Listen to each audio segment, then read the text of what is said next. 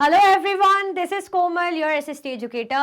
Welcome back to your favorite channel Magnet Brains. Magnet Brains आपको provide कराता है high quality education, वो भी बिल्कुल फ्री ऑफ कॉस्ट, किंडरगार्टन से लेके क्लास 12 तक की। सीबीएसई बोर्ड के कोर्सेज के साथ साथ आपको अदर स्टेट बोर्ड के भी कोर्सेज अवेलेबल है इन हिंदी मीडियम, जैसे कि UP board, Bihar board, Delhi board के कोर्सेज प्रॉपर सिस्टमैटिक वे में। कोई दिक्कत परेशानी आपको नहीं होगी। डेली प्रैक्टिस सेट्स के क्वेश्चंस भी मिलेंगे, प्रैक्टिस भी करते जाइएगा। ई बुक्स और ई नोट्स के लिंक आपको डिस्क्रिप्शन बॉक्स में अवेलेबल है, भटकने की बात बिल्कुल भी नहीं बनती। सो आज हम क्या करने वाले हैं, चैप्टर 3 आपको दिख रहा है जिसका नाम है रूलिंग द कंट्री साइड, उसका माइंड मैप है ना। चैप्टर 1, चैप्टर 2 के माइंड मैप हम कर चुके हैं। माइंड मैप आपको पता है क्या है, फटाफट से देखा, खोला, भाई स्लाइड्स खोली, दिख गई आपको जो है प्रॉपर जो टॉपिक्स हैं, है ना। हम बस को रिकॉल करते चल रहे, एक तरीके का रिविजन। और किस फॉर्म में, फ्लो चार्ट्स के फॉर्म में। कोई प्रॉपर पैराग्राफ या सेंटेंस नहीं लिखा है, फ्लो चार्ट्स बने हुए कलरफुल, बढ़िया बढ़िया, है ना। जो भी इंपॉर्टेंट टर्म है वो फ्लो चार्ट में दिए हुए हैं, ठीक है। तो आप फर्स्ट सेकंड चैप्टर का ऑलरेडी फ्लो चार्ट देख चुके हो, जैसे इसी तरीके का, है ना। तो मुझे नहीं लगता ज्यादा डीपली आपको समझाने की जरूरत है माइंड मैप क्या होता है। तो पहले तो आप क्या कर दो, लाइक शेयर कर दो, ठीक है। पहले आप लाइक शेयर कर दो, जल्दी जल्दी से लाइक एंड शेयर कर दीजिए। ओके, अब पहले तो चैप्टर का मीनिंग समझना जरूरी है, क्योंकि चैप्टर का मीनिंग नहीं समझ में आएगा तो अंदर की बात क्या है वो समझ में नहीं आएगी, अगर याद नहीं होता। अदरवाइज मैंने बहुत अच्छे से पढ़ा है, याद होना चाहिए। चैप्टर का नाम आपको दिख रहा है ruling the country side. Ruling the country side मतलब कंट्री साइड क्या बोलते हैं, किसको बोलते हैं, विलेज एरिया को, है ना। विलेज एरिया को हम बोलते हैं कंट्री साइड। मेन जो अर्बन एरियाज है यानी शहरी एरिया, गाँव के इलाकों को क्या बोला जाता है, कंट्री साइड बोलते हैं हम, ठीक है। अब जो ब्रिटिशर्स थे, हमने सेकेंड चैप्टर में देखा ट्रेड टू टेरिटरी, है ना। कंपनी क्या कर रही थी, ट्रेड कर रही थी। लेकिन जब कंपनी को लग रहा था कि ये जो नवाब्स हैं, ये जो लोकल रूलर्स हैं, हमारे जो है ट्रेड में बाधा बन रहे हैं, है ना, बैरियर बन रहे हैं, हमें इनके हिसाब से चलना पड़ रहा है, इनकी परमिशन लेनी पड़ रही, तो ये दिक्कत वाली बात है। और ये बिल्कुल नहीं चल रहे, हमें चाहिए अपना अकॉर्डिंग, अपने अकॉर्डिंग चीजें चलानी, किसी का इंटरफेरेंस नहीं चाहिए। तो इन्होंने क्या करा था, ट्रेड से टेरिटरी स्थापित करने लग गए थे, है ना। क्या करी थी, ट्रेड से टेरिटरी की, अब हम क्या करेंगे, टेरिटरी बनाएंगे। तो सब्सिडायरी अलायंस हो गया, है ना, डॉक्ट्रिन ऑफ लैब्स के थ्रू हो गया, पैरामाउंसी की पॉलिसी के थ्रू हो गया। इन पॉलिसीज के थ्रू धीरे धीरे लोग टेरिटरी होल्ड करते जा रहे थे, गेन करते जा रहे थे, है ना। बंगाल की दीवानी अलग मिल गई थी बैटल ऑफ प्लासी के बाद। फिर उसके बाद एक बहुत ही बड़ा बैटल और हुआ था, बैटल ऑफ मैसूर, जिसे एंग्लो मैसूर वॉर कहा जाता है, टीपू सुल्तान से हुआ था, है ना। तो ये कुछ कह सकते हैं कि ये चेंज था, इतिहास का एक बहुत बड़ा बदलाव, एक बहुत बड़ा इंपैक्टफुल इवेंट हम कह सकते हैं ना। चलो, तो सिटी एरिया में या शहरों में या बड़े बड़े टाउन्स में तो हम कह सकते हैं लोग टेरिटरी बना ही रहे थे। अब इन्हें लग रहा था कि हम रूरल एरियाज को भी काबू में करें, है ना, रूरल एरियाज को भी अपने अंडर लें। The company becomes the diwan. Company क्या बन गई थी, कंपनी दीवान बन गई थी। क्या बन गई थी कंपनी, कंपनी दीवान बन गई थी। Revenue for the company. अब जब कंपनी दीवान बन गई, कंपनी दीवान कब बनी थी, किसके बाद, कौन सी बैटल के बाद, याद करो, बैटल ऑफ प्लासी के बाद, है ना। बैटल ऑफ प्लासी नहीं, बैटल ऑफ प्लासी के बाद मीर जफर आया, उसके बाद मीर कासिम, मीर जफर को हराम करने के बाद, असैसिनेट करने के बाद कंपनी को लगा कि अरे यार, कोई भी जो नवाब है हमारा पपेट रूलर नहीं है, ये जो नवाब है इनको हमने गद्दी पे बिठाया, लेकिन ये हमारे हिसाब से नहीं चल रहे, ये धोखाधड़ी कर सकते, कभी भी गद्दारी कर सकते हैं, तो इनको हटाओ, हम ही रूल करेंगे। तो इनको क्या मिल गई थी, बंगाल की दीवानी मिल गई थी। तो बंगाल के ये दीवान बन गए थे। बंगाल के दीवान बनने के बाद, यानी बैटल ऑफ प्लासी हुआ, उसके बाद बैटल ऑफ बुक्सार होने के बाद, बंगाल के दीवान बनने के बाद कंपनी को बहुत फायदा होने लग गया, के पास आने लग गया था रेवेन्यू, है ना। जो भी रेवेन्यू होता बंगाल से वो इनके पास जाने लग गया, क्योंकि दीवान तो ईस्ट इंडिया कंपनी बन गई थी। नवाब होते तो नवाब के पास जाता, लेकिन कंपनी बन गई थी तो कंपनी के पास रेवेन्यू जा रहा था। The need to improve agriculture. अब ये लोग चाह रहे थे कि जो रेवेन्यू वगैरह रहा उससे तो अपना काम इनका चल ही रहा था, साथ में लोग चाह रहे थे कि हमें एग्रीकल्चर को अब इंप्रूव करने की जरूरत है, यानी ऐसी फसलें उगवाई जाए या ऐसा कुछ करा जाए खेती बाड़ी से रिलेटेड जो हमारे लिए फायदेमंद हो। हमने चैप्टर 1 में पढ़ा था ना कि ये लोग क्या कर रहे थे, ये लोग क्या कर रहे थे, सर्वे कर रहे थे, फॉरेस्ट का हो, विलेजेस का हो, हर छोटी से छोटी चीज का, बॉटनिकल सर्वे, जियोलॉजिकल सर्वे, हर तरीके का सर्वे लोग कर रहे थे। क्यों कर रहे थे सर्वे, क्योंकि ये चाह रहे थे कि कंट्री को हम प्रॉपर तरीके से प्रशासित, मतलब एडमिनिस्टर कर पाए, प्रॉपर तरीके से चला पाए कंट्री को, ठीक है। अब इन्हें क्या था, इन्होंने सोचा कि भाई एग्रीकल्चर को इंप्रूव करने की जरूरत है, किसानी को इंप्रूव करने की जरूरत है, ताकि बेटर तरीके से, प्रोडक्टिव तरीके से ये जो है हमारे लिए काम आ पाए। A new system is device. अब ये लोग अपनी तरफ से नए नए सिस्टम ले आए, जैसे आपने सुना होगा permanent settlement system, Mahalwari system, Munro system, है ना, the Munro system. All was not well the problem. अब क्या था, मुनरो सिस्टम ये लोग लेकर आए, ये सारे सिस्टम थे, मतलब ये लोग गांव के इलाकों में अपनी तरफ से इन्होंने सिस्टम ले आए थे, ताकि हम क्या कर पाए, अपने हिसाब से मैनेज कर पाए, है ना, रेवेन्यू जनरेट कर पाए। जैसे for example permanent settlement system था, उसमें ऐसा कर दिया था इन्होंने कि फिक्स रेट पे रेवेन्यू चाहिए। अब किसान कितने अच्छे से काम बेचारा प्रोड्यूस कर पा रहा है नहीं कर पा रहा, हमें उससे कोई मतलब नहीं है, हमें तो फिक्स अमाउंट ऑफ रेवेन्यू चाहिए। जैसे मैं किसान हूं, मेरी किसानी से मुझे लगभग ऑलमोस्ट 3000 ही मैं अर्न कर पा रही हूँ, लेकिन इनकी तरफ से इन्होंने रेवेन्यू कितना लगा रखा है कि मुझे 1000 देना ही देना है। अब आप खुद ही बताइए कि 3000 मेरी अर्निंग हो रही है, उसमें से 1000 मुझे देना है, तो मेरे पास बचेगा क्या? तो परमानेंट सेटलमेंट सिस्टम यानी रेवेन्यू में कोई चेंज फ्यूचर में होगा ही नहीं, है ना, ऐसा इन्होंने कर दिया था। लेकिन दिक्कत फिर वहां आई कि बाद में जब ये जमींदार से ये लोग जब अच्छा अर्न करने लग गए थे, तब कंपनी को नुकसान होने लग गया था। यहां पे मेरा नुकसान क्या है कि अरे यार मैं 3000 ही अर्न कर रही हूं, पर 1000 मुझे देना है, मेरे पास तो सिर्फ 2000 बच रहा है, और अगर मैं नहीं दूंगी तो मेरे लिए दिक्कत हो जाएगी, या तो लोन लेके दूं तो कर्जा अलग चढ़ रहा है, और अगर नहीं दे पा रही तो मेरी जमीनें मुझसे छिन जाएगी। तो किसान दोनों तरफ से फंसे हुए थे। अब ये दिक्कत तो थी, लेकिन बाद में बाजी उल्टी होने लगी। बाजी उल्टी कैसे पलट गई? कंपनी जो क्या करने लग गई थी कि कंपनी को थोड़ा सा नुकसान होने लग गया था। अब परमानेंट सेटलमेंट सिस्टम है कि आपको 1000 रेवेन्यू देना ही देना है ना। अब फॉर एग्जांपल जो पहले 3000 अर्न कर रहा था, अब 15000 अर्न कर रहा है, तब भी वो 1000 ही दे रहा है, तो उसका तो फायदा है। और कंपनी क्या करेगी, अरे यार हमने परमानेंट कर रखा है तो ये अलग दिक्कत, हम बढ़ा भी नहीं सकते, इंक्रीज भी नहीं कर सकते। क्लियर हुआ, आया समझ में? तो ये कुछ दिक्कत थी, तो इनके बाद उनको लगा कि परमानेंट सेटलमेंट को हटा के अब हमें नया सिस्टम लाना चाहिए। जैसे रेवतवारी सिस्टम ले आए, वहां पे ऐसा कुछ फिक्स नहीं था, है ना, कि इतना 1000 फिक्स कर रखा है। और ये 1000 जो मैं बोल रही हूँ ना रेवेन्यू का, इसको लिटरली मत लेना कि 1000 ही था उस टाइम में हमने पढ़ाया है, मैं एग्जाम्पल्स दे के समझा रही हूँ, ठीक है। तो अब ये लोग क्या चाह रहे थे, कंपनी दीवान बन गई थी, अब धीरे धीरे लोग टेरिटरी के मतलब रूरल एरियाज पर भी कंट्रोल करना चाह रहे थे, है ना, कि हम रूरल एरियाज को भी कंट्रोल करें, जो एग्रीकल्चर वगैरह इसको भी कंट्रोल करें। तो ये लोग सिस्टम ले आए थे, जैसे ये लोग क्या ले आए थे, नया सिस्टम लेकर आए थे, मुनरो सिस्टम वगैरह। और उससे पहले जो हम कह सकते हैं permanent settlement system, Ryotwari system. Clear? ये क्या है, रॉबर्ट क्लाइव दीवानी एक्सेप्ट कर रहे हैं बंगाल की, Bihar and Orissa from the Mughal ruler in 1765। कहाँ की दीवानी मिल रही? बंगाल, बिहार और उड़ीसा की। कौन दे रहे हैं? मुगल एम्पर 1765 में वो दे रहे हैं। दीवानी मिल गई थी तो बढ़िया पैसा आ रहा था खूब, बड़ी के दोनों हाथों में लड्डू था, ये समझ लो, वो भी घी के लड्डू। चलो, revenue for company, company became the Diwan but saw itself as trader. देखो, कंपनी दीवान तो बन गई थी, लेकिन खुद को अभी भी कैसा देख रही थी?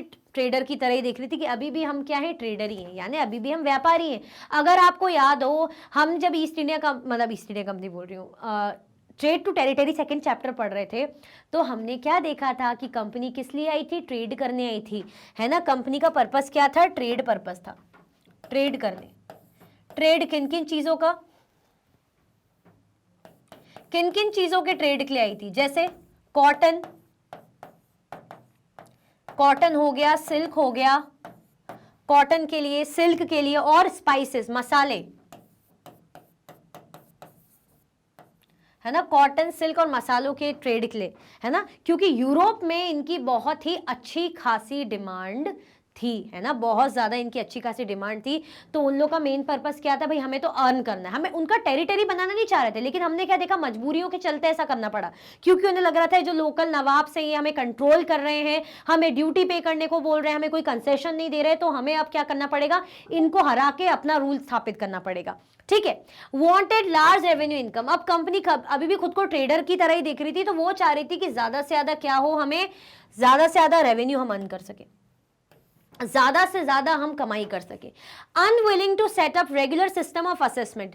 अब क्या हो रहा था कि जो रेगुलर असेसमेंट था कि मतलब कैसे कैसे रेवेन्यू असेस करना है प्रॉपर तरीके से, ठीक है, तो वो सब सेटअप के लिए एक दिक्कत थोड़ा सा वो भी आ रहा था। Earlier purchase goods by importing gold and silver from Britain, now revenue finance the purchase. अब क्या हो रहा था, पहले ये लोग जो परचेज कर रहे थे ना चाहते हुए भी, मतलब इन्हें सेटलमेंट करना पड़ रहा था, बात ये है, ठीक है। पहले तो क्या दिक्कत थी, जब इनके पास रेवेन्यू नहीं आता था तो ये लोग ट्रेड तो करना है इनको। अभी भी जैसे मैं हूँ, मैं अगर इंडिया आई हूँ फॉर एग्जांपल, और मुझे इंडिया के ट्रेडर के साथ ट्रेड करना है, तो मुझे अगर मसाले खरीदने हैं या कुछ भी खरीदना है तो उसके बदले मुझे पे तो करना पड़ेगा ना, कुछ तो मैं पेमेंट करूंगी, तभी तो सामान बेचने वाला मुझे सामान बेचेगा। अब कंपनी के पास धीरे धीरे क्या हो रहा था, फाइनेंस का इशू हो रहा था, तो ये लोग क्या कर रहे थे, यूरोप से गोल्ड और सिल्वर वगैरह इंपोर्ट करा रहे थे, है ना, गोल्ड सिल्वर लाके और फिर उसको एक्सचेंज करके ट्रेड कर रहे थे। बट अब क्या चीज हो गई थी कि कंपनी के पास दीवानी आ गई थी, है ना, तो दीवानी आ गई थी तो जो भी रेवेन्यू आता बंगाल का उसी से पे करते, बढ़िया, दोनों हाथों में लड्डू, जैसे कि मैंने बताया। पहले की जो परचेज कैसी होती थी, गोल्ड और सिल्वर को इंपोर्ट करके लोग क्या करते थे, ब्रिटेन से गोल्ड और सिल्वर इंपोर्ट करते थे, इंपोर्ट मतलब भारत मंगवाते थे। नाउ रेवेन्यू फाइनेंस दी परचेज, और इसके कारण इन लोग अपना खर्चा चलाते थे कि भाई देखो हमें आपसे मसाले वगैरह ये सब चाहिए, तो ये गोल्ड सिल्वर के एक्सचेंज में। लेकिन अब रेवेन्यू आ गया, क्योंकि रेवेन्यू मिल गया था कंपनी को, है ना, जो हमने देखा था ना कि मुगल एम्परर ने इनको दीवानी दे दी थी, तो जो रेवेन्यू अर्न होता था वहां से दीवानी से, तो उसके थ्रू परचेजिंग होने लगी। यानी अब गोल्ड सिल्वर के बदले बढ़िया रेवेन्यू दो, और मतलब पैसा दो, और गोल्ड और सिल्वर मतलब प्रोडक्ट से खरीदो। Bengal economy was facing deep crisis, जो बंगाल की इकोनॉमी थी वो क्या झेल रही थी, बहुत ज्यादा दिक्कतें, किल्लतें, क्राइसिस झेल रही थी, है ना। ये लोग क्या करते थे कि कम से कम दामों में, ये लोग कहते थे कि कम से कम दामों में हमें क्या करो, सामान बेचो। मैं कोई ट्रेडर हूं, मुझे फोर्स किया जा रहा है कि नहीं, तुम अपने गुड्स बेच रहे हो, अपना सामान बेच रहे हो, तो कम से कम रेट पर आप मुझे ये सामान बेचोगे। तो ऐसा इन्होंने कर दिया था, ठीक है। तो ये दिक्कत बंगाल जो फेस कर रही थी। अब वहां के लोग बेचारे कितना अपना सामान बेचेंगे, तो ऐसे कर करके वो लोग जो है जगह छोड़ते हुए जा रहे थे। जैसे मैं हूं, मुझे अब लगेगा ना कि अरे यार मुझे कम दामों में सामान बेचना पड़ रहा है, तो मैं क्या करूंगा, मैं यहाँ जगह ही छोड़ के चले जाता हूँ, क्योंकि मैं इतनी मेहनत से सामान बना रहा हूँ। या आर्टिसनल जो थे, वो आर्टिसंस थे, या जो विलेजर्स थे, या जो एग्रीकल्चरिस्ट थे, वो लोग बेचारे इतनी मेहनत कर रहे हैं और इनको ये पेमेंट ही कम दे रहे हैं, है ना। सामान मैं बेच रही हूँ और मुझे इतनी पेमेंट ही नहीं मिल रही है, तो मैं क्यों बेचना चाहूंगी। और अगर फोर्स कर रहे हैं, तो मैं अगर बेच भी रही हूँ, तो यानी मेरा तो बहुत बड़ा नुकसान है, तो क्या आ जाएगी, गरीबी आ जाएगी। तो ये दिक्कत हमने देखी थी, बंगाल में फेमाइन आया था ना, ठीक। The need to improve agriculture, अब क्या जरूरत थी, एग्रीकल्चर को इंप्रूव करने की नीड इन्हें लग रही थी, है ना। ये लोग क्या चाह रहे थे कि एग्रीकल्चर को, अब खेती बाड़ी को इंप्रूव किया जाए। क्यों करा जाए इंप्रूव, क्योंकि फायदा चाहिए था, वरना क्यों शौक चढ़ेगा। अगर मैं चाहूंगी कि कुछ इंप्रूवमेंट हो, तो मैं अपना कुछ फायदा देख रही हूँ तभी तो। The company finally introduced the permanent settlement in 1793. By the terms of the settlement, the Rajas and Talukdars were recognized as zamindars. है ना, कंपनी ने क्या इंट्रोड्यूस करा, The company finally introduced the permanent settlement system. क्या लेकर आई company, permanent settlement system लेकर आई, है ना। क्या था, permanent settlement system. By the terms of the settlement the rajas and taluqdar were recognised as zamindar. अब सेटलमेंट के अकॉर्डिंग ये क्या लिया गया, जमींदार का रोल कौन प्ले करेगा, राजा, और तालुकदार किनका रोल प्ले करेंगे, जमींदार का, ठीक है। किसका रोल प्ले करेंगे ये, जमींदार का। The amount to be paid was fixed permanently, that is, it was not to be increased ever in future, है ना। अब ऐसा था कि जो अमाउंट ये लोग पे करेंगे, अब क्या कर दिया था ना इन्होंने, ऐसा देखो सिस्टम ये कर दिया था कि ये जो जमींदार से, जमींदार का रोल किसको दे दिया, राजास एंड, या एन ऐसे कर लो, राजास एंड तालुकदार,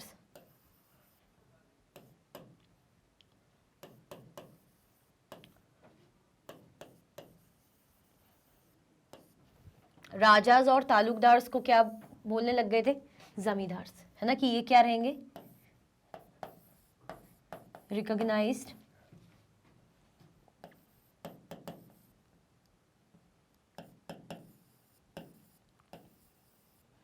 एज जमींदार,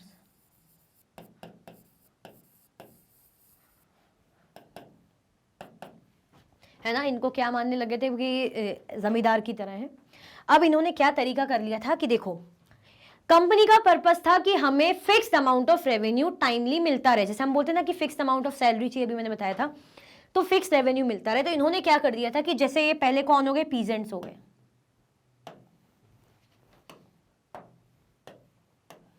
पीजेंट्स,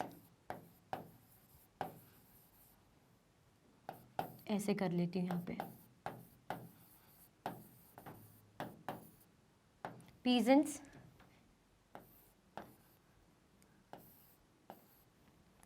जमींदार्स। अभी मैं बताऊंगी कि ये क्यों लिख रही हूं, पीजेंट्स, जमींदार्स, और उसके बाद कंपनी, है ना। अब आप बोलोगे कि मैम ये क्या बना दिया, पीजेंट क्या पे करेंगे, रेंट पे करेंगे, किसको, कंपनी को।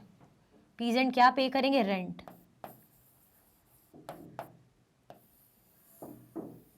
पीजेंट्स कंपनी को रेंट पे करेंगे, है ना, और जमींदार कंपनी को, सॉरी पीजेंट जमींदार को, सॉरी रेंट पे करेंगे। ये लिखा सही है, थोड़ा सा हो जाता है। और जमींदार कंपनी को क्या पे करेंगे, रेवेन्यू। इस तरफ लिख देती हूँ,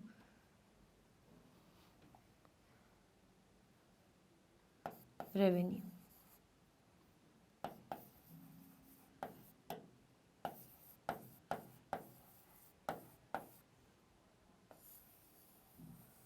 ठीक है, रेवेन्यू पे करेंगे। क्लियर हुआ, आया समझ में। पीजेंट रेंट पे करेंगे जमींदार को, जमींदार क्या पे करेंगे, रेवेन्यू पे करेंगे कंपनी को। तो ऐसा इन्होंने सिस्टम कर दिया था ताकि फिक्स अमाउंट ऑफ क्या आता रहे, कंपनी के पास रेवेन्यू आता रहे। ये सिस्टम कर दिया था किसके तहत, परमानेंट सेटलमेंट सिस्टम के तहत, जहां पे चीजें ये थी कि फिक्स्ड रहेगा। The amount to be paid was fixed permanently, जैसे कि अभी मैं बता चुकी हूं कि नाम से ही समझ में आ रहा है, परमानेंट, जो कभी चेंज नहीं होने वाला है। It was not to be increase ever in future, future में कभी भी इंक्रीज नहीं होगा। It was felt that this would ensure a regular flow of revenue into the company's coffers, है ना। ये इसलिए था कि भाई एक रेगुलर फ्लो होता रहे, है ना, रेवेन्यू, टाइमली रेवेन्यू आता रहे, अर्निंग होती रहे कंपनी की, कंपनी के पास पैसा आता रहना चाहिए रेगुलर फॉर्म में, है ना, इसलिए परमानेंट कर लिया। मतलब अगर ऐसा सेट कर दिया कि 1000 देना ही है तो 1000 फिक्स करके रेगुलरली आता ही रहेगा। कभी हम सोच रहे हैं अगर मानो फिक्स नहीं हो तो 500 आ रहा है, 300 आ रहा है, ऐसा कुछ नहीं, फिक्स है, 1000 की इनकम जो है रेवेन्यू हो रहा है, ऐसे करते करते जो सब पे करेंगे। Since the revenue demand of the state would not be increased, the जमींदार would benefit from increased production from the land। अब हाँ, इसमें एक ये भी चीज थी, थोड़ा नुकसान और फायदा भी मैंने बताया ना, इसमें ये चीजें भी देख सकते हैं हम अगर फायदे की, कि रेवेन्यू की जो डिमांड है वो बढ़ने तो वाली थी नहीं, क्योंकि जमींदार क्या करेंगे, रेवेन्यू पे करेंगे कंपनी को। तो फॉर एग्जांपल रेवेन्यू फिक्स्ड है 1000 का, जैसे कि मैं बता चुकी हूं, और जमींदार की अर्निंग हो रही है, जमींदार कितना अर्न कर रहा है,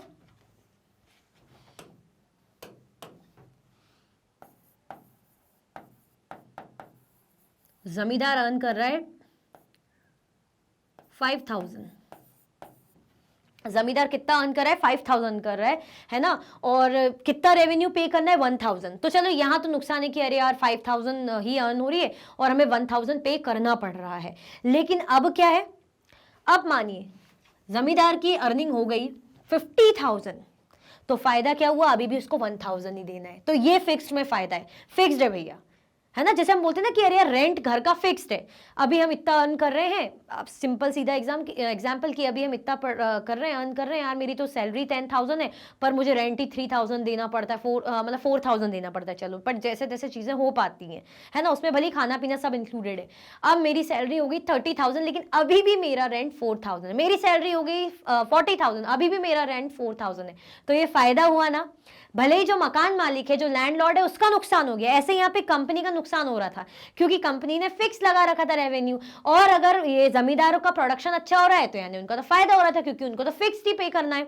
ठीक है, तो since the revenue demand of the state would not be increase, the zamindar would benefit from increase production from the land. अब जमींदार को क्या फायदा मिल जाता, लैंड से जो भी इनका इंक्रीज प्रोडक्शन हो रहा है, अच्छा खासा ये लोग कमा रहे हैं, मतलब मिल रहा है इनको प्रोडक्शन, तो उसको उनको पे तो फिक्स अमाउंट ही करना है। तो ये फायदा किसका हो रहा था, जमींदार्स का। क्लियर हुआ, आया समझ में, क्या नया सिस्टम आया, परमानेंट सेटलमेंट सिस्टम, जिसमें चीजें फिक्स रहने वाली थी। द प्रॉब्लम, अब प्रॉब्लम क्या हुई, company officials discovered that the zamindars were not investing in the improvement of land. देखो कंपनी ऑफिशियल्स ये चाह रहे थे कि जमींदार्स को जो हमने रिस्पॉन्सिबिलिटी दी है तो वो रेवेन्यू भी पे करें और जमीनों को भी अच्छा करें, सुधार लाएं, है ना, इंप्रूव करें, जो भी जमीनों के हालात हैं उनको अच्छा करें। लेकिन जो जमींदार से उनको कोई भी दिलचस्पी नहीं थी ये काम करने में। तो इसमें दिक्कत किसको होती, कंपनी की, है ना। कंपनी चाह रही थी लैंड वगैरह में, एग्रीकल्चर लैंड में सुधार है, तो जमींदार को कोई लेना देना ही नहीं, उनको कोई मतलब ही नहीं, है ना। तो उनको ये समझ में आया कि जमींदार को तो लैंड को इंप्रूव करने में कोई मतलब ही नहीं है, वो कुछ इन्वेस्ट ही नहीं कर रहे। The revenue that had been fixed was so high that the zamindars found it difficult to pay, anyone who failed to pay the revenue lost his zamindari. अब जो रेवेन्यू था, है ना, वो फिक्स करके रखा हुआ था, फिक्स था लेकिन हाई था। कंपनी ने चालाकी करी ना, वो बात और है कि चालाकी के बाद थोड़ा सा इनको ही बाद में परेशानी हुई। इनने चालाकी क्या कर दी कि मानिए बेचारा जो जमींदार है या जो पीजेंट है, मानिए उनको अर्निंग उनकी 5000 हो रही है, लेकिन इन्होंने जो है रेवेन्यू इतना लगा रखा है कि आपको 2000 रेवेन्यू देना है, तो कहां से दे पाएंगे, इतना हाई और फिक्स्ड है। ठीक है, तो ये दिक्कत होने लगी थी कि जो रेवेन्यू था वो फिक्स था और बहुत ज्यादा था, हाई था। दैट दी जमींदार्स को बहुत ज्यादा दिक्कत हो रही थी कि उसको पे करने में बहुत ज्यादा प्रॉब्लम हो रही थी। एनीवन जो कोई भी पे नहीं कर पाता रेवेन्यू को, उसकी जमींदारी चली जाती थी, जमीन चली जाती थी उसके हाथों से। कंपनी को क्या है, पैसा मिल रहा है ठीक, नहीं मिल रहा तो जमीन हमारे हवाले, दोनों तरफ से कोई दिक्कत नहीं है। मतलब ऐसा हम बोलते ना कि अरे मेरा पैसा डूब गया, अगर इसने उधारी नहीं चुकाई तो कैसे काम चलेगा, नहीं कोई दिक्कत नहीं। तुम अगर रेवेन्यू नहीं दे रहे कोई दिक्कत नहीं, तुम्हारी जमीन हमारी हो जाएगी। The prices in the market rose and cultivation slowly expanded. अब क्या हो गया, मार्केट में दाम बढ़ने लग गए, मार्केट में दाम बढ़ने लग गए, कल्टीवेशन खेतीबाड़ी अब बढ़ने लग गई, slowly expanded, धीरे धीरे फैलने लगी। This meant an increase in income of the zamindars but no gain for the company since it could not increase the revenue demand that had been fixed permanently। अब वही मैंने बोला ना कि अब यहाँ पे बाजी थोड़ी सी तख्ता पलट गया, सिचुएशन चेंज हुई, ड्रामेटिकल चेंज हम कहेंगे कि अभी तक बेचारे जमींदार पे नहीं कर पा रहे थे, रेवेन्यू हाई और फिक्स रेवेन्यू था, थोड़ा कम भी नहीं हो रहा था, ज्यादा तो कोई क्यों ही करवाना चाहेगा, तो बेचारों की जमीनें चली जा रही थी। लेकिन अब सिचुएशन ये चेंज हुई कि प्राइस राइज हुई और कल्टीवेशन बढ़ने लग गया, कल्टीवेशन बढ़ने लग गया, जिसका मतलब है कि जमींदार की इनकम में बढ़ोतरी हुई, इंक्रीज हुआ है ना, और कंपनी को कोई गेन नहीं हो पाया था। लेकिन अब कंपनी अगर फिक्स नहीं रखती तो बढ़िया रहता ना कंपनी के लिए कि चलिए भाई आपका प्रोडक्शन बढ़ गया है, पहले आप 10,000 मतलब आपका हो पा रहा था अर्निंग, अब आप 15,000 कर रहे हैं तो हमें बढ़ा के रेवेन्यू दो, या 20,000 कर रहे हैं बढ़ा के दो। तो पर कंपनी अब कुछ नहीं बोल सकती थी, क्यों, क्योंकि जो रेवेन्यू डिमांड थी वो कर रखी थी फिक्स्ड परमानेंटली, कि फ्यूचर में अब चेंज नहीं होने वाली। तो अब किस मुंह से क्या बोलेंगे। The zamindars could give out the land to tenants and get rent. They are not interested in improving the land. In the villages, the cultivators found the system extremely oppressive. अब क्या हुआ, जो जमींदार थे वो क्या करने लगे थे, जो जमींदार थे अपनी जो जमीन है रेंट पे दे रहे हैं, मतलब किराएदारों को, मतलब उनको दे रहे हैं काम करने के लिए और रेंट मिल रहा है बढ़िया, उनको कोई मतलब नहीं जमीन को इंप्रूव करने में, लैंड को इंप्रूव करने में उनको कोई दिलचस्पी नहीं थी। किराए से दिया भाई, हम जमीन वाले हैं, हमने किराए से दिया, वो कर रहे हैं काम, हमें रेंट दे रहे हैं, किराए से दिया वो कर रहे हैं काम, हमें रेंट मिल रहा है, हम क्यों जमीनों को इंप्रूव करें। और ब्रिटिशर्स क्या चाह रहे थे, कंपनी क्या चाह रही थी कि ये लोग लैंड को इंप्रूव करें, है ना। तो ये प्रॉब्लम हो गई। एक प्रॉब्लम ये हो गई कि अमाउंट फिक्स थी, प्रोडक्शन बढ़ गया, लेकिन इन लोग रेवेन्यू बढ़ा नहीं सकते थे, तो यहां से फंस गए। फिर यहां से अलग दिक्कत कि जमींदार लैंड को इंप्रूव कर ही नहीं रहे थे। विलेजेस की भी बात करें तो जो कल्टीवेटर्स थे उनको भी सिस्टम बहुत ज्यादा बुरा लग रहा था, बहुत ज्यादा ऑपरेसिव लग रहा था, ऐसा लग रहा था बहुत ज्यादा दिक्कत हो रही है, हमें दबाया जा रहा है ना, बहुत ज्यादा एक प्रेशराइज जैसी सिचुएशन, प्रेशर पड़ रहा है ना, परेशानी हो रही है, दिक्कत हो रही है। ठीक है, तो ये प्रॉब्लम कुछ हम कह सकते हैं कि सब तरीके से कंपनी की ओर आ रही थी। क्लियर हुआ, आया समझ में। चलो, A new system is devised. अब क्या हुआ, नया सिस्टम आया। Holt Mackenzie devised the new system which came into effect in 1822. This system came to be known as Mahalwari settlement. अब परमानेंट सेटलमेंट तो हो गया, ठीक है। परमानेंट सेटलमेंट में फायदा भी था, नुकसान भी था। फायदा ये था कि फिक्स्ड अमाउंट ऑफ रेवेन्यू मिल रहा है, कोई दिक्कत नहीं है, लेकिन नुकसान ये हो गया कि फिक्स्ड है, अब हम बढ़ा नहीं सकते। तो उन्हें लगा कि नहीं नहीं नहीं, हम इतनी आसानी से अपना नुकसान नहीं झेलेंगे। तो हॉल्ट मैकेंजी ने क्या करा, डिवाइस करा एक नया सिस्टम, है ना, जो कब आया 1822 में। इस सिस्टम को क्या बोलने लग गए थे, महलवारी सेटलमेंट, है ना। महलवारी, महल किसे बोलते हैं, विलेज को बोलते हैं। The estimated revenue of each plot within a village was added up to calculate the revenue that each village mahal had to pay. This demand was to be revised periodically, not permanently fixed. अब यहाँ पे ऐसा था कि time से time to time, हर मतलब periodically ये जो रेवेन्यू है रिवाइज होता रहेगा, चेंजेस होते रहेंगे। जैसे अभी इस साल है फॉर एग्जांपल, मैं समझा देती हूँ इजी वे में कि इस जैसे आपकी फीस है, ऐसा तो है नहीं फिक्स रहती है। अभी आपकी फी लग रही होगी 1000, नेक्स्ट ईयर हो जाएगी 1500 या 1200, है ना, फिर 1500 हो जाएगी, फिर 1800, फिर 2000, बड़ी ना, रिवाइज हुई। एग्जैक्टली वैसे ही तो नहीं, एज इट इज वैसे ही तो नहीं है कि 1000 है तो ओनली आप 12th पास होने वाले हो और 1000 ही दे रहे हो, नो, चेंज होती रहती है। तो ऐसे इन्होंने यहाँ क्या कर दिया, अब पीरियडिकली जो रेवेन्यू है रिवाइज होता रहेगा। The estimated revenue of each plot within a village was added up to calculate the revenue that each village mahal had to pay. अब जो estimated revenue है हर प्लॉट का, विलेज के अंदर जो जो भी प्लॉट है उसको किस में एडिट कर दिया गया, up to calculate the added up to calculate the revenue that each village mahal had to pay। मतलब ऐसा है कि हर एक प्लॉट जो रहेगा सबका अपना अपना एरिया रहता है, तो उसको पूरा जो पे करना है वो पूरा कैलकुलेट इन्होंने किया गया कि कैसे कैसे क्या रेवेन्यू आएगा। अब ये जो डिमांड थी है ना, पीरियडिकली रिवाइज होती रहेगी, चेंज होती रहेगी, नॉट परमानेंटली फिक्स। यानी अगर हम देखें माहलवारी सिस्टम में या माहलवारी सेटलमेंट में, परमानेंट सेटलमेंट में क्या डिफरेंस देखने को मिल रहा है, वहां पर फिक्स्ड है परमानेंटली, यहां पर पीरियडिकली रिवाइज होता रहेगा, फिक्स नहीं है। Now the charge of collecting the revenue and paying it to the company was given to the village headman rather than the zamindar। एक और डिफरेंस, एक डिफरेंस तो ये देख लिया परमानेंट है और इसे परमानेंट नहीं है। यहां पे एक और जो डिफरेंस है कि अगर आपको याद हो पहले जो अभी हमने पढ़ा था थोड़ी देर पहले, परमानेंट सेटलमेंट,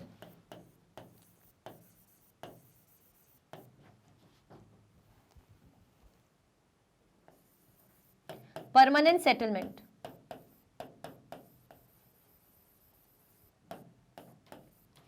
परमानेंट सेटलमेंट, इसमें किसको रिस्पॉन्सिबिलिटी दी थी, जमींदार्स को। यहां पे रिस्पॉन्सिबिलिटी किसको दी थी, जो जमीनों वगैरह के मालिक है, बढ़िया जमीन जायदाद वाले, उनको रिस्पॉन्सिबिलिटी दी थी। जैसे कौन हो गए, राजा हो गए, तालुकदार्स हो गए, है ना, इनको रिस्पॉन्सिबिलिटी दे दी थी। ये हमने परमानेंट सेटलमेंट में देखा था। अब इसका नहीं लिख रही हूं माहलवारी का, क्योंकि ऑलरेडी यहाँ पे लिखा है ना, ये देख लिया। अब यहाँ पे क्या है कि जो चार्ज था कि रेवेन्यू कलेक्ट करना है और कंपनी को पे करना है, तो किस पे दे दी थी रिस्पॉन्सिबिलिटी, विलेज के जो सरदार होते ना, हेडमैन, उनको दे दी, जमींदारों को नहीं दी। जो विलेज का हेड रहेगा, हेडमैन रहेगा, वो पे करेगा रेवेन्यू किसको, कंपनी को, ठीक है, रादर देन दी जमींदार। जमींदार पे नहीं करेगा, हमने जमींदारों पे जिम्मेदारी नहीं देंगे, हम विलेज हेडमैन को देंगे, वो पे करेगा, ठीक है। तो आपसे डिफरेंस पूछा जा सकता है महलवारी सिस्टम और परमानेंट सेटलमेंट के बीच में। तो दो डिफरेंस हमने देख लिए, परमानेंट यानी जिसमें रेवेन्यू परमानेंट है, फिक्स है, चेंज नहीं होगा फ्यूचर में, यहाँ पे पीरियडिकली रिवाइज होता रहेगा। दूसरा मेजर चेंज की परमानेंट सेटलमेंट में जमींदार को रिस्पॉन्सिबिलिटी दी थी कि आप रेवेन्यू कलेक्ट करो, राजा और तालुकदार जो उनके पास जमींदार होंगे तो उनको रिस्पॉन्सिबिलिटी दी थी। यहाँ पे विलेज के जो सरदार होते हैं ना, हेड वगैरह, उनको दी थी रिस्पॉन्सिबिलिटी कि आप रेवेन्यू हमें दोगे, कंपनी को कलेक्ट करोगे और कंपनी को दोगे रेवेन्यू। क्लियर, ये समझ में आया कि नहीं आया? आप इसका चाहो तो स्क्रीनशॉट ले सकते हो, मैं साइड हो जाती हूँ, ठीक है। आगे बढ़े, चलो। द मुनरो सिस्टम, अब क्या आ गया, Munro system. In the British territories in south there was a similar move away from the idea of permanent settlement. The new system that was devised came to be known as the Ryotwar और रेतवारी। अब British territory जो south में थी, south में भी फैले हुए थे लोग, है ना, सिक्का जमाए बैठे थे। इस परमानेंट सेटलमेंट जैसा एक सिमिलर मूव इन्होंने यहाँ पे भी लिया। परमानेंट सेटलमेंट अभी पढ़ाना हमने, मैं दोबारा नहीं बताऊंगी क्योंकि ऑलरेडी 2-4 बार मैं बता चुकी हूं। तो साउथ की टेरिटरीज में इन्होंने परमानेंट सेटलमेंट टाइप का एक सिस्टम लेकर आए। The new system that was devised came to be known as Ryotwar और रेतवारी। अब ये जो नया सिस्टम है ना, इसको क्या बोला गया, ये रेतवार और ryotwari system. Reed and Munro felt that in the South there were no traditional zamindars. The settlement, they argued, had to be made directly with the cultivators, ryots, who had tilled the land for generations. अब read and Munro, है ना, read मतलब वो पढ़ने वाला read नहीं है, read नाम है, ठीक है। रीड और मुनरो ने ये फील करा कि साउथ में ऐसे कोई जमींदार तो है ही नहीं। अब परमानेंट सेटलमेंट की बात करें तो वहां पर तो जमींदार को रिस्पॉन्सिबिलिटी दी थी कि भाई रेवेन्यू आप दो, हमें कलेक्ट करके आपको देना पड़ेगा, फिक्स रेवेन्यू। यहां पे कोई जमींदार का चक्कर है ही नहीं। अब क्या करेंगे, यानी कौन देगा, किससे डील करेंगे? तो यहां पे ऐसा था, इस सेटलमेंट में उन्होंने ये सोचा कि बस हमें क्या करना पड़ेगा, जो कल्टीवेटर्स है, रेयोट्स यानी जो किसान है, हमें डायरेक्टली अब उनसे डील करनी पड़ेगी। पहले कैसा था, अब भी पढ़ा था ना हमने, अगर यहां पे लिखूं, यही लिख दूं क्या, देखो, पीजेंट, पीजेंट क्या करेगा, रेंट देगा किसको, जमींदार को। पीजेंट किसको रेंट देगा, जमींदार को। और जमींदार क्या करेंगे, किसको रेवेन्यू देंगे, कंपनी, कंपनी, ठीक है।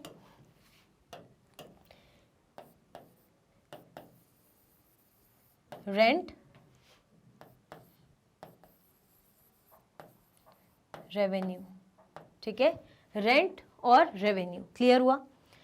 लेकिन यहां पे तो जमींदार थे साउथ में कोई जमींदार नहीं है, तो इन्होंने क्या सोचा कि हम क्या करेंगे, डायरेक्ट डील किससे करेंगे, कल्टीवेटर्स से। कल्टीवेटर यानी रेयोत, और रेयोत मतलब यानी जो हमारे फार्मर्स, पीजेंट है ना, जिनको कहा जाता है, उन्हीं से डील करेंगे। देयर फील्ड्स हैड, क्यों उनसे डील करेंगे, रीजन क्या था, क्योंकि भाई वही संभाल रहे हैं अपनी जमीनों को, उनकी जमीनें हैं सालों से, जो उनके दादा परदादा के टाइम से उनकी जनरेशन टू जनरेशन की जमीन रही है, वही खेती बाड़ी करते हैं, हम डायरेक्टली उनसे डील करेंगे।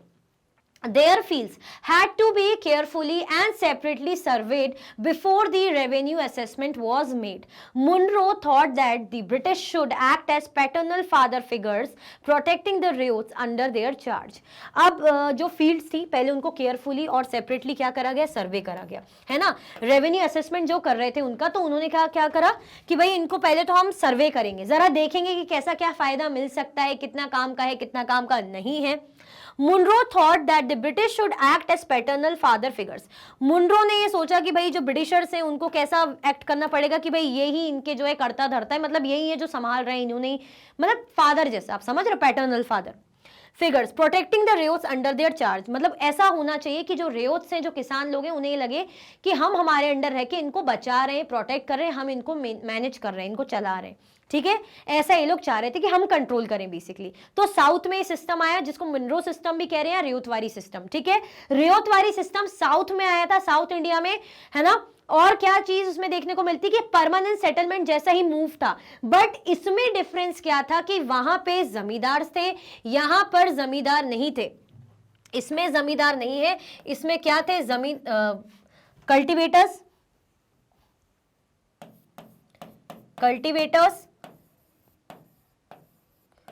और रेयोट्स। कल्टीवेटर्स कह लो, रेयोट्स कह लो, जो किससे डील करेंगे, डायरेक्टली कंपनी से। और कंपनी क्या चाह रही थी, कंपनी क्या कह रही थी कि हम क्या कैसे करेंगे, इनके लिए क्या रहेंगे, पैटर्नल फादर, है ना, हम डील करेंगे इनसे। क्लियर आया समझ में, कोई कंफ्यूजन दिक्कत तो नहीं है। चलो, तो तीनों सेटलमेंट कौन से हो गए, परमानेंट सेटलमेंट अब लिख नहीं रही हूं, दूसरा हमारा हो गया महलवारी सेटलमेंट, फिर हो गया ये वाला हमारा रेयोतवारी सिस्टम। Crops for Europe. अब ये लोग क्या चाह रहे थे साथ में कि जो क्रॉप्स हैं, हम फसलें भी ऐसी उगवाएं जो हमारे फायदे की हो, है ना। अगर आपको याद है चैप्टर में, तो फिर इंडिगो के बारे में बहुत अच्छे से पढ़ा है। ये लोग ऐसी फसलें उगवाना चाह रहे थे जो हमारे काम की हो, कि भाई जो उनको हम यहाँ पे उगवाएं और बाहर बेचें, यहाँ पे उगवाएं यूरोप में बेचें, फायदा कमाएं।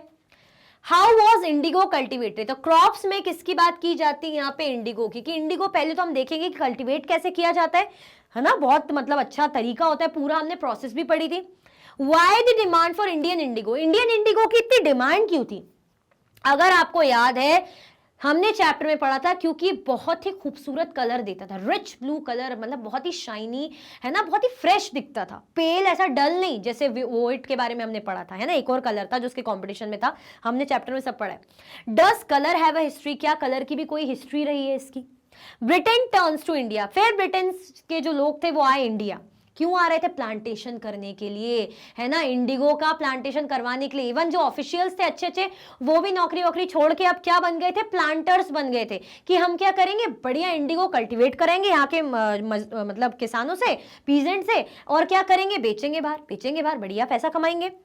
Britishers force to cultivate opium, indigo, jute, tea, sugar cane, wheat, cotton and rice, है ना। इन्होंने क्या करा, फोर्स करा कि यहाँ पे क्या उगवाएंगे, क्या क्या चीजें, opium, indigo, jute, tea, sugar cane, wheat, cotton, rice वगैरह उगवाएंगे और बेचेंगे, बढ़िया, है ना। तो ये सारी चीजें जो क्रॉप्स का हमें जो टॉपिक है कि क्रॉप्स फॉर यूरोप, अब समझ में आया कि फॉर यूरोप क्यों, हमारे लिए नहीं करवा रहे हैं क्रॉप्स, यहां पर उगवा के सारी क्रॉप्स बेचेंगे कहाँ, यूरोप में, वहां पे डिमांड है, वहां पे महंगे दामों में बेचेंगे। क्लियर, तो ये सारे टॉपिक्स इसके अंदर थे। आगे बढ़े, स्क्रीनशॉट लेना है। चलो, how was Indigo cultivated, Indigo cultivate कैसे किया जाता था, तो इंडिगो कल्टिवेट करने के दो सिस्टम थे। इंडिगो कल्टिवेट करने के लिए दो सिस्टम थे, निज सिस्टम या निज कल्टीवेशन और रेयोत कल्टीवेशन, है ना। रेयोतवारी सेटलमेंट सिस्टम नहीं है ये, रेयोत यानी किसानों को ही कहा जाता है, ठीक है, निज system.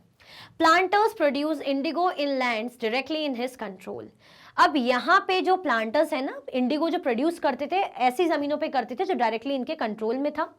Cultivation of large areas and required large investment.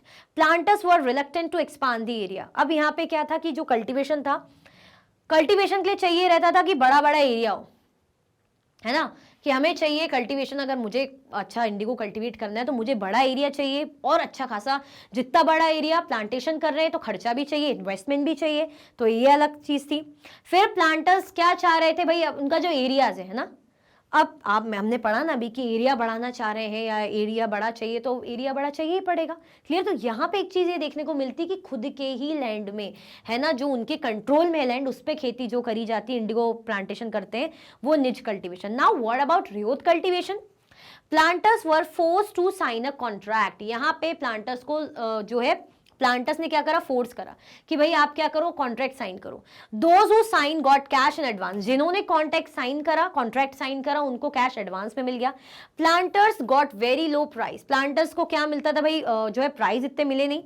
After the indigo harvest the land could not be sown with rice. लेकिन ये भी दिक्कत थी कि जो इंडिगो ये लोग कल्टीवेट करते थे, है ना, हार्वेस्ट करते थे, उतना मतलब फायदा होता भी नहीं था, पहली बात। और दूसरा कि उस टाइम पे चावल की भी खेती होती, जो चावल की जो खेती है उसके लिए चाहिए बहुत फर्टाइल लैंड, और इंडिगो के लिए भी चाहिए फर्टाइल लैंड। लेकिन इंडिगो का क्या है कि वो थोड़ा सा मिट्टी अंदर तक खराब कर देता है, ये प्रॉब्लम होती है। इसकी जड़ें क्या डीप रूटेड होती है, अंदर तक जाती है, तो जमीन फिर खराब सी हो जाती है, तो दोबारा उसमें दूसरे फसल की खेती करना मुश्किल होता है।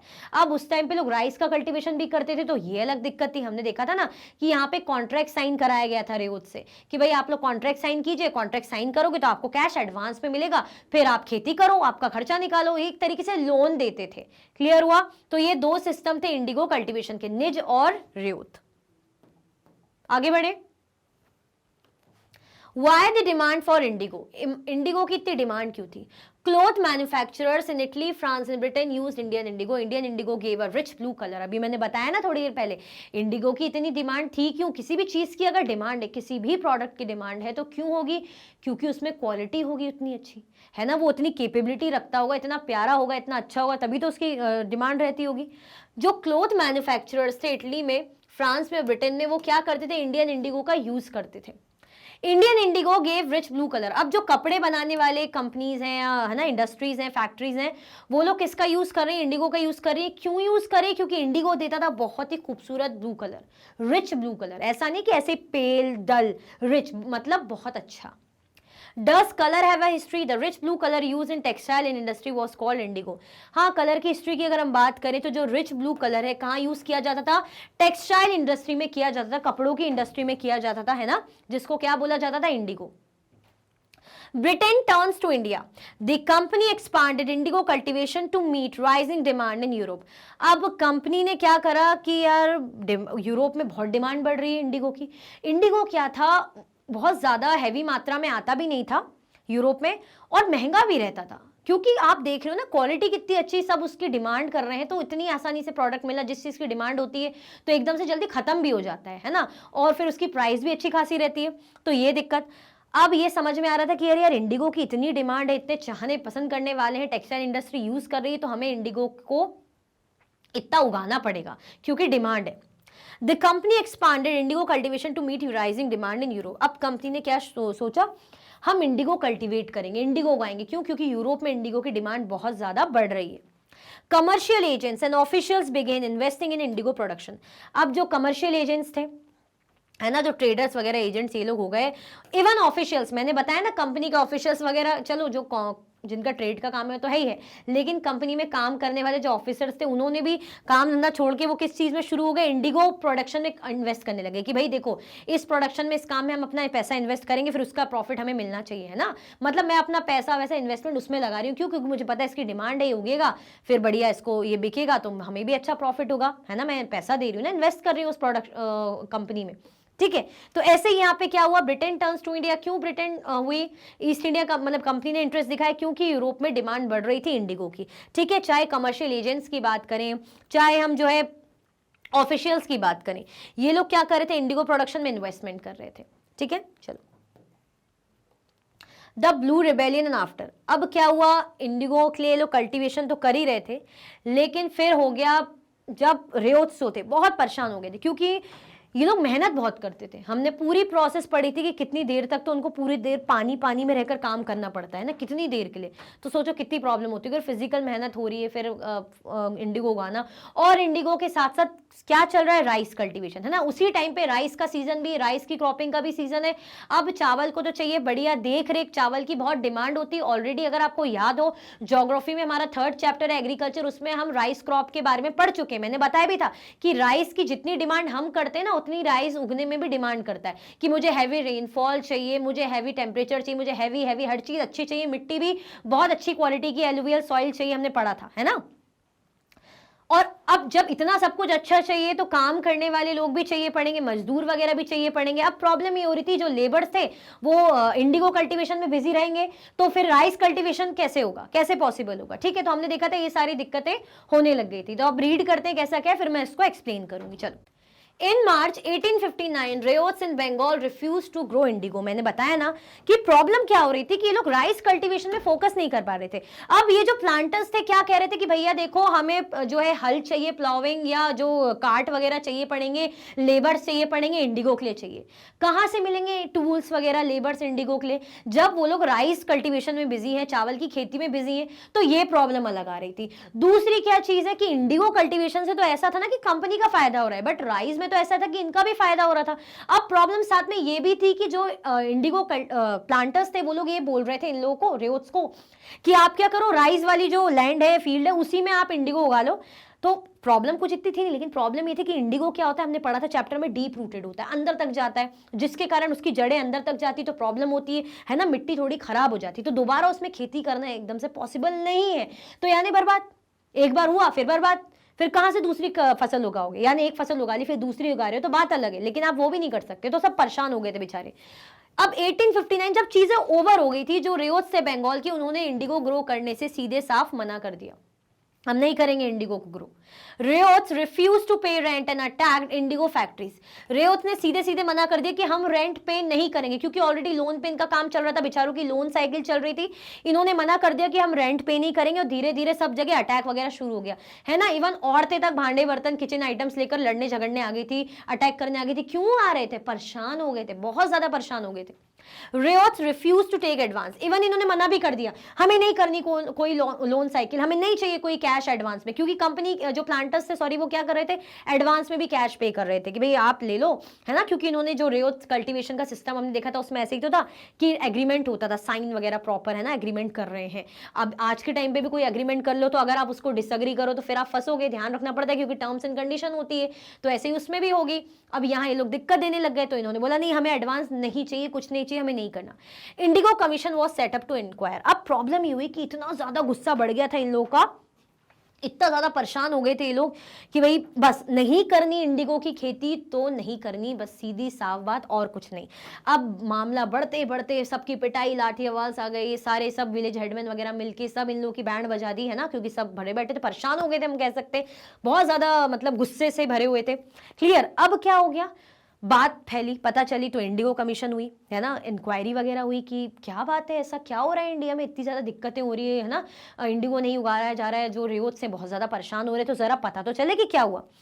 अब जब कमीशन वगैरह हुआ, मतलब इंक्वायरी वगैरह हुई, तो समझ में आया कि गलती प्लांटर्स की है, और जो बेचारे रेयोट्स है वो इनोसेंट है, वाकई में उनके साथ बहुत गलत हुआ है, उनके साथ एक्सप्लॉयटेशन हुआ है ना। जितनी वो मेहनत कर रहे हैं उतना उनको कुछ भी नहीं मिल रहा है, बेचारे और लोन के चक्कर में फंसते जा रहे। It declared that it was not profitable, hence they could refuse, है ना। उन्होंने ये भी डिक्लेयर कर दिया कि भाई ये जो इंडिगो कल्टीवेशन है ये इन रेयोट्स के लिए प्रॉफिटेबल नहीं है, कोई खास काम का नहीं है, इसलिए अगर वो चाहें जो रिमेनिंग साइकिल चल रही है उसको कंप्लीट करें, और चाहें तो फ्यूचर में अगर कंटिन्यू करना चाहते तो करें, और अगर नहीं करना चाहते तो कोई जोर जबरदस्ती नहीं है ना। जबकि प्लांटर्स तो सीधे सीधे, मतलब जो रेयोट्स थे वो तो सीधे सीधे मना ही कर रहे थे कि मुझे, हमें तो चाहते ही नहीं है, लेकिन जो कमीशन है उसमें ये कहा गया कि आपकी जो साइकिल है उसको कंप्लीट करो, और नेक्स्ट टाइम के लिए आपकी मर्जी, इंडिगो ग्रो करना है, अग्री करते हो तो करो, नहीं करना तो नहीं करो। क्योंकि कमीशन में समझ में आ गया था कि गलती किसकी है, इन प्लांटर्स की, इन्होंने बहुत एक्सप्लॉइट करा। अब प्लांटर्स को फिर भी चैन नहीं था, तो बंगाल से कहां शिफ्ट हो गए, बिहार शिफ्ट हो गए थे, तो वहां भी यही प्रॉब्लम, वहां भी ये दिक्कत हो गई थी। लेकिन हमने पढ़ा था सिंथेटिक डाइज वगैरह आ गई थी, तो थोड़ा सा इनका प्रोडक्शन वो कम हुआ, लेकिन बट ठीक है, चलता रहा। क्लियर हुआ? तो यही हुआ था ब्लू रेबेलियन। ब्लू रेबेलियन किसके लिए है? इंडिगो रेबेलियन जो हुआ था। और आफ्टर ये चीजें रही कि फाइनली कंपनी मतलब जो कमीशन हुआ उसमें इंक्वायरी हुई, इसमें इनको जो है सपोर्ट मिला, इन पर डाल दिया गया बात कि भाई आपको जो पसंद आया वो करिए, ठीक है, रेओट्स पर। ये क्या है? ये इंडिगो फैक्ट्री जो लोकेटेड है नियर इंडिगो फील्ड्स, किसने पेंट करा था? विलियम सिम्पसन ने 1863 में। क्लियर? तो आई होप आपको चैप्टर अच्छे से रिकॉल हुआ होगा। मुझसे जितना हो सका इसमें पॉइंट के अकॉर्डिंग समझाने को मैंने समझाया। आई होप आपको चीज़ें अच्छी लगी होंगी, आपके काम आएंगी, आपने स्क्रीनशॉट लिए होंगे। तो लाइक शेयर सब्सक्राइब करना बिल्कुल भी नहीं भूलना है। कुछ भी डाउट होता है तो कॉमेंट सेक्शन में ज़रूर बताइएगा। इसी के साथ ये वीडियो एंड होती है। अगर आप और भी वीडियो के लेक्चर्स देखना चाहते हैं, मैग्नेट ब्रेन्स के यूट्यूब चैनल, एप्लीकेशन, वेबसाइट पर देख सकते हैं। ई नोट्स और ई बुक्स के लिंक आपको डिस्क्रिप्शन बॉक्स में अवेलेबल है। ये सारे के सारे हाई क्वालिटी के कोर्सेज हैं। CBSE board, Delhi board, Bihar board, UP board, MP board, Rajasthan board, Vedic maths, crash course, spoken English courses अच्छी क्वालिटी में और 100% फ्री अवेलेबल है। आप हमें सारे के सारे प्लेटफॉर्म पर भी फॉलो कर सकते हैं, जैसे कि यूट्यूब है, फेसबुक है, Instagram, x, WhatsApp. Like share subscribe करना बिल्कुल भी ना भूलें। अपना ख्याल रखें। Thank you so much for watching.